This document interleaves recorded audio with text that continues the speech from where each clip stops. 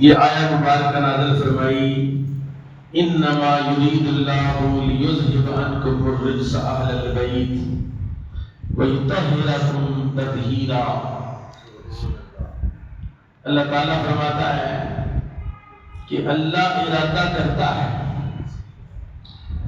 کہ تم سے رجس کو دور کر دے۔ رجس کیا چیز ہے؟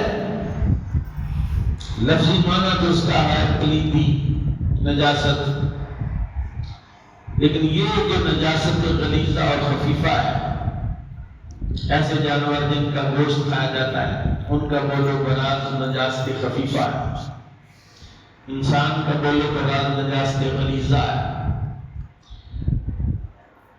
تو اس رجس سے مراد وہ نجاست نہیں ہے، بلکہ اس رجس سے مراد وہ فطرت کی نجاست ہے، سوچ اور فکر کی نجاست ہے، وہ کردار اور عمل کی نجاست ہے۔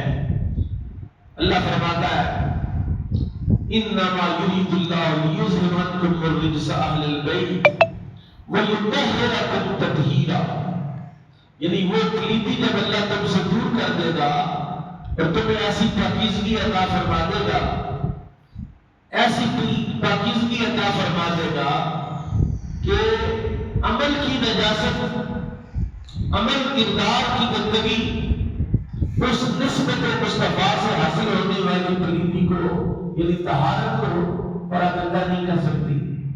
اگرچہ نیک اعمال، تقوی، پرہیزگاری ہر شخص کی زینت ہے۔ قرآن کہتا ہے ان اکرمکم عند اللہ اتقاکم، اللہ کے نزدیک عزت والا وہ ہے جو تم سے زیادہ تقوی والا ہے۔ تقوی کی بنیاد پر عزت ہے، لیکن نبی کائنات امام الانبیاء صلی اللہ علیہ وسلم کی نسبت سے جو فیضان ملتا ہے، قرآن کی اس آیت نے مزید اس کو واضح کر دیا۔ فرماتا ہے یا نساء النبی من یأت منکن بفاحشۃ مبینہ، اے نبی کی بیویوں، اگر تم میں سے کوئی بے حیائی کے ساتھ کسی ایسے فعل کے ساتھ ملوث ہوئی یضاعف لها العذاب ضعفین، تو ان کو ایک عذاب نہیں ہوگا، دوہرا عذاب ہوگا۔ یعنی گناہ پر جو سزا ہے، گناہ پر جو اللہ کی طرف سے عذاب ہے، وہ بھی سنگل نہیں ہوگا، ڈبل ہوگا۔ اور اسی طرح جو نبی کریم صلی اللہ علیہ وسلم کی نسبت والے لوگ ہیں ان کو نیکی پر اجر اکارہ نہیں ملے گا، دوہرا ملے گا، ڈبل اجر ملے گا۔ یعنی آپ میں اعمال کرتے تو ہمیں ایک نیکی پر 10 ملتی ہے۔ قرآن کہتا ہے من جاء بالحسنۃ فلہ عشر امثالھا، جو تم میں سے ایک نیکی لے کر آئے گا اللہ 10 دے گا۔ اور اگر یہ افراد جن کو نسبت مصطفیٰ صلی اللہ علیہ وسلم حاصل ہے، یہ اگر ایک نیکی لے کر آئیں گے تو اللہ ان کو 20 نیکی عطا فرمائے۔ یضاعف لها العذاب ضعفین۔ ہمارے استاد گرامی مدرسے میں پڑھنے والے سادات کو جب حصہ دیتے تھے تو ڈبل دیتے تھے جی، جب کوئی چیز آتی تحفے میں ہدیہ کے طور پر تو وہ تقسیم کرتے کہتے اس کو ڈبل دو، یہ سید ہے۔ لیکن جب سزا ملتی تھی تو پھر بھی شاہ جی کو ڈبل ہی ڈنڈے پڑتے تھے جی، کہا اجر بھی ڈبل ہے تو سزا بھی ڈبل ہے۔ تو آپ اندازہ کریں گے کہ میرا اور آپ کا عمل نسبت مصطفیٰ جن کو حاصل ہے ان کے برابر نہیں ہو سکتا ہے، ان کو اجر بھی ڈبل اللہ عطا فرماتا ہے، جزا بھی ڈبل عطا فرماتا ہے، اور اس اجر و جزا میں ان کا ذاتی کوئی فعل شامل نہیں ہے، یہ نسبت مصطفیٰ کا فیض ہے۔ نبی کریم صلی اللہ علیہ وسلم کی اس نسبت کا فیضان ہے، اور اس فیضان کا فیض کیا ہے؟ میں آپ کو ایک اس مسئلے کو سمجھانے کے لیے شیخ غلام حسن صاحباب کی بات عرض کرتا ہوں۔ جھنگ کے اندر ان کا مزار شریف ہے، یہ پارٹیشن سے پہلے کے بزرگ ہیں۔ بہت بڑا ان کا مزاج ہے اور بڑی خدمات ان کی. اللہ کے ایسے کامل ولی تھے، کامل بندے تھے کہ جس کافر کو، ہندو، سکھ یا عیسائی کو نظر بھر کے دیکھ لیتے تھے وہ کلمہ پڑھ لیتا تھا. تو بڑی دنیا ان کی نگاہ سے، یہ 90 لاکھ کو کلمہ پڑھایا حضرت خواجہ معین الدین چشتی اجمیری نے، تو وہ ڈنڈا نہیں پکڑا ہوتا تھا. یہی فیضان نگاہ تھا. نہ کتابوں سے، نہ کالج کے در سے پیدا دین ہوتا ہے، بزرگوں کی نظر سے پیدا. غلام حسن صاحب کے خلاف انگریز کی عدالت میں مقدمہ ہو گیا کہ یہ لوگوں کو زبردستی کلمہ پڑھانا ہے. عدالت نے بلا لی، ایک انگریز جج تھا اور ایک ہندو جج تھا، دونوں بیٹھے ہوئے ہیں اور ایک کو کٹہرے میں کھڑا کر دیا. مقدمہ شروع ہوا اور قاضی آپ کا الزام ہے کہ آپ لوگوں کو زبردستی کلمہ پڑھاتے ہیں. آپ نے فرمایا ایسی بات نہیں ہے، یہ سراسر جھوٹ ہے، اور میں زبردستی کلمہ نہیں پڑھاتا. اور انہوں نے کہا کہ آپ کے بارے میں یہ دعویٰ ہے، آپ کو اس کی دلیل دینی پڑے گی. آپ کو یعنی یمین والا بیان کریں، یہ جو لوگ ہیں آپ یہ بندے بھی پیش کریں کہ زبردستی کلمہ پڑھاتے ہیں. ان کا اچھا اگر میں زبردستی کلمہ پڑھاتا ہوں. ویسے عدالت لگی تھی، لوگ بھرے ہوئے تھے کھچا کھچ، کیا دیکھتے کیا بنتا سوئی صاحب کا جی. انہوں نے ایسے نگاہ ڈالی، کہا اچھا میرے کو زبردستی کلمہ پڑھاتا ہوں. ان کو کس نے کہا کلمہ پڑھو؟ ساری عدالت میں کلمہ پڑھ. جب کلمہ پڑھنے لگے تو انہوں نے کہا اچھا یہ جو سامنے وکیل کھڑے ان کو کس نے کہا کلمہ پڑھو؟ انہوں نے بھی کلمہ پڑھ لیا. اس دوران دونوں جج جو ہیں وہ اپنی کرسیاں چھوڑ کے بھاگنے لگے. آپ نے فرمایا اچھا تم خود بتا تو تمہیں کس نے کہا کلمہ پڑھو؟ دونوں جج کلمہ پڑھ کے مسلمان ہو گئے.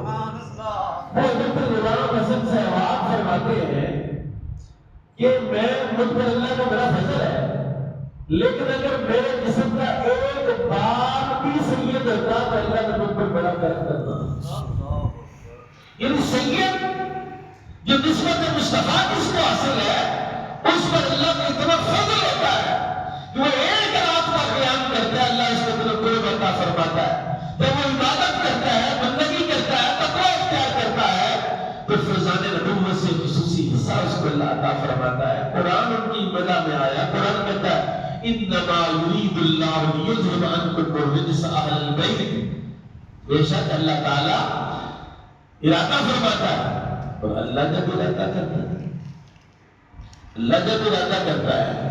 جناب خضر علیہ السلام نے سورہ کہف کے اندر دو یتیم لڑکوں کی دیوار گرتی ہوئی کو سیدھا کیا تو موسیٰ علیہ السلام نے اعتراض کیا کہ جناب آپ نے مفت میں ان کا کام کر دیا ہے، ان لوگوں نے ہمیں کھانا بھی نہیں کھلایا، دعوت بھی پیش نہیں کی، ہم نے ان کو کہا بھی کہ ہم تمہارے مہمان ہیں تو فابینا انہوں نے انکار کر دیا کہ بھی ہم نے تمہیں کھانا نہیں کھلانا ہے.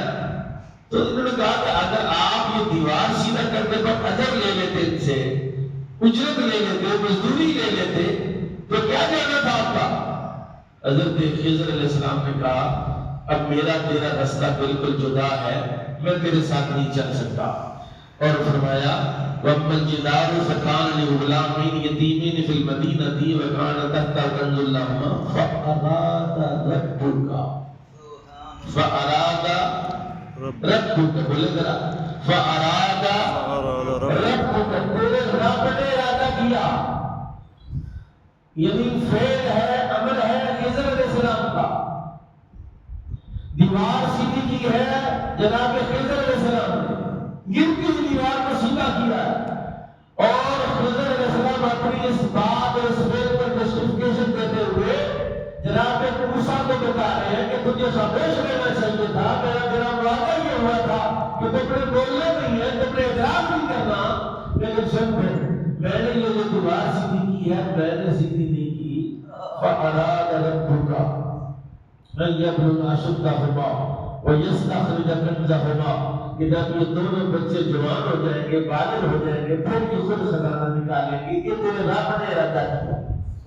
یعنی اللہ جب کسی کے لیے خیر کا ارادہ کرتا تو پھر وہ عمل وہ فعل ہو کے رہتا. اللہ کہہ رہا ہے انما یرید اللہ. اب ارادہ اور یرید میں زمین و آسمان کا فرق ہے. ارادہ ماضی کا صیغہ ہے، یہ پاسٹ ہے، اور یرید مضارع ہے، پریزنٹ ہے، فیوچر ہے.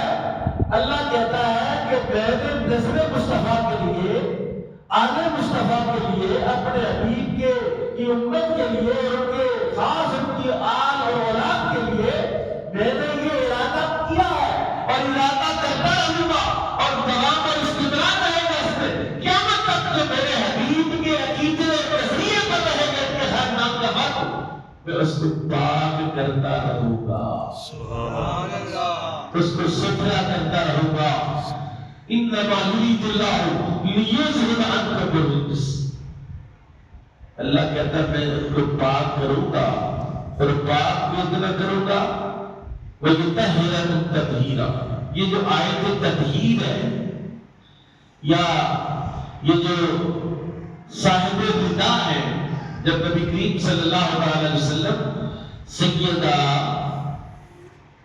ام المؤمنین سیدہ ام سلمہ کے گھر میں آپ تشریف فرما تھے کہ حضرت فاطمہ آئی، حسنین کریمین آئے اور جناب مولا علی آئے.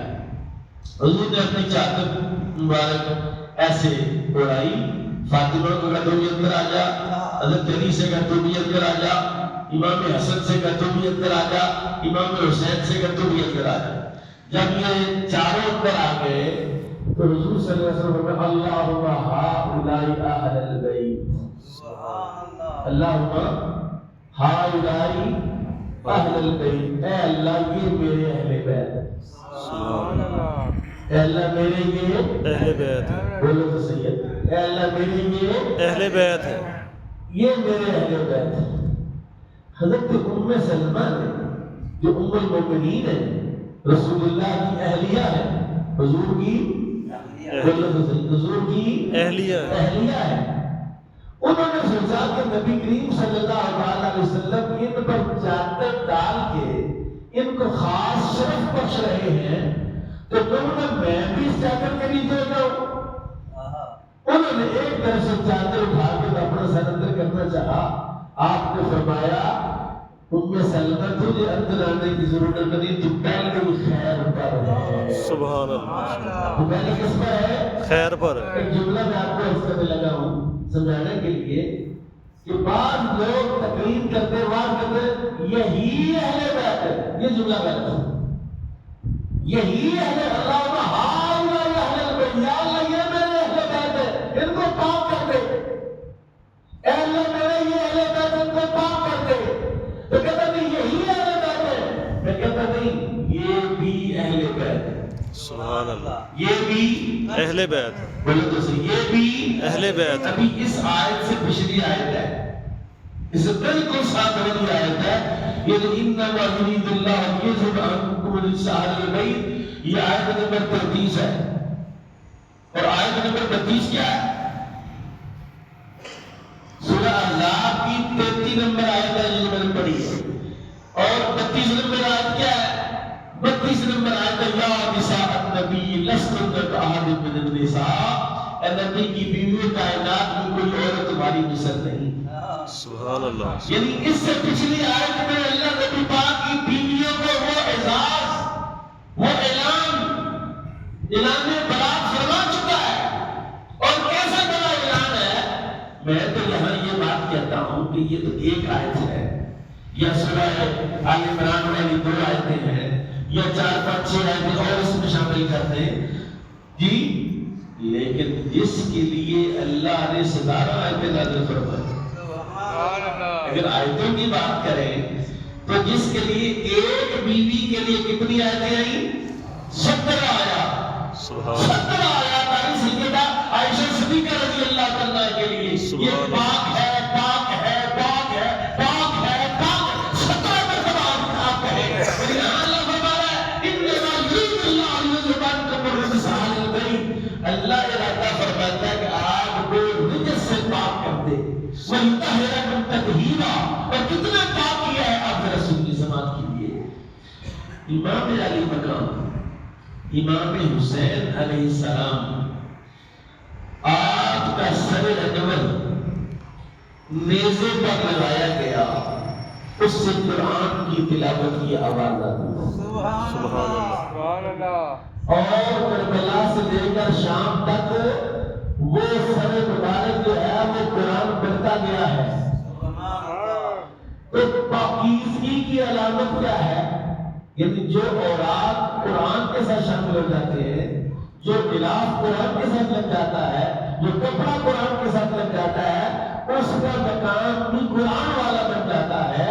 امام علی مقام امام حسین علیہ السلام وہ ہے جن کو نبی کریم صلی اللہ علیہ وسلم صحابی کے حضرت بلایا، فرماتے ہیں میں مسجد میں تھا کہ رسول پاک صلی اللہ علیہ وسلم تشریف فرما تھے، آپ لیٹے ہوئے تھے۔ امام حسین کو رسول اللہ نے دونوں ہاتھوں سے دونوں انگلیاں پکڑ کے اس کو اپنے جسم پر سوار کیا اور اپنی ٹانگوں پر ان کو چڑھایا اور فرمایا آگے آؤ حسین آگے آؤ، وہ آگے آئے اور آگے آؤ اور آگے آئے، یہاں تک کہ پیٹ پر ان کی ٹانگیں آ گئی، فرمایا اور آگے آؤ، اور سینے پر امام حسین کے پاؤں تھے، سینہ مصطفیٰ پر لگا کہتا ہے علم نشرح لک صدرک، وہ سینہ جس سینے کی کشادگی کا قرآن کہہ رہا ہے، اس سینے پر رسول پاک نے امام حسین کو کھڑا کیا اور بتایا زمانے والوں حسین اتنا پاک ہے کہ وہ سینہ جو محبت وحی الہی ہے، حسین کو اللہ نے اتنا پاک کر دیا ہے کہ وہ میرے سینے پر کھڑا ہے۔ سبحان اللہ، سبحان اللہ، آقا تعالیٰ کا سینہ کتنا پاک ہوگا اور اس کی پاکیزگی اور طہارت کا عالم کیا ہوگا۔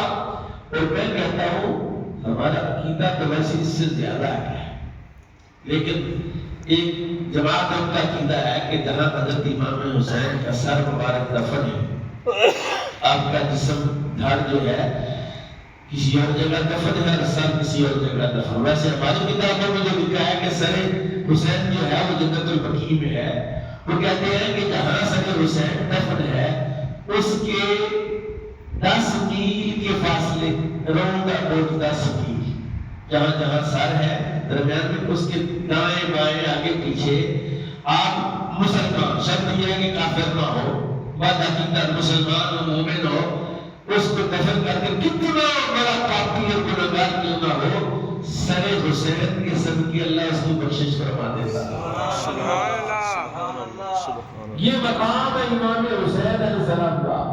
اور میں یہ سلطنت علی صاحب نورانی رحمۃ اللہ علیہ بابا جی کی بات کو عرض کرتا ہوں کہ انہوں نے حضرت امام حسین علیہ السلام کے لیے اپنے دارالاحسان میں ایک خاص جگہ بنائی ہوئی تھی، وہ جہاں سرخ چادر ڈالتے تھے اور وہاں پر جو ہے وہ خاص اہتمام کرتے تھے اور 10 محرم کو وہاں مجلس بھی فرماتے تھے۔ جی آپ کہتے ہیں میں نے امام حسین علیہ السلام کو خواب میں دیکھا، اتنا اہتمام میں نے خاص جگہ بنائی ہے، وہاں پر امام حسین علیہ السلام کی وہ جگہ بنائی ہے، وہاں سرخ چادر ہے، وہاں گلاب کے پھول ڈالے کرتے ہیں اور سمجھتے ہیں کہ امام حسین اگر تشریف رہے تو یہاں پر تشریف فرماؤ۔ کہتے میں نے امام حسین کو خواب میں دیکھا، پوچھا کہ امام پر یہ جو لوگ آپ کے لیے اتنا تردد کرتے ہیں اور اتنا اذیت اور تکلیف اٹھاتے ہیں، ان کے بارے میں آپ کی کیا رائے ہے؟ آپ فرماتے ہیں میں ان کو جانتا ہی نہیں، میرا ان کے ساتھ کوئی تعلق نہیں ہے۔ جن کے ساتھ آپ کا تعلق ہے کہا میرا تعلق ہے ان کے ساتھ جو میرے نانا کے دین کو تھامے ہوئے ہیں۔ سبحان اللہ، ان کے ساتھ میرا کوئی رشتہ ناتا ہی نہیں ہے، میں ان کو جانتا ہی نہیں ہوں۔ اور کس کو جانتے ہیں؟ امام حسین علیہ السلام، یا قرآن کہہ رہا ہے نا کہ وَلَا تَقُولُوا لِمَنْ يُقْتَلُ فِي سَبِيلِ اللَّهِ أَمْوَاتٌ، جو اللہ کی راہ میں مرے ان کو مردہ نہ کہو، وَلَا تَحْسَبَنَّ الَّذِينَ قُتِلُوا فِي سَبِيلِ اللَّهِ أَمْوَاتٌ، اللہ کی راہ میں مرنے والوں کو مردہ گمان نہ کرو۔ امام حسین علیہ السلام زندہ ہے اور ایسے زندہ ہے کہ آپ کو نہیں یاد کرتا ہے، آپ مجھے یاد نہ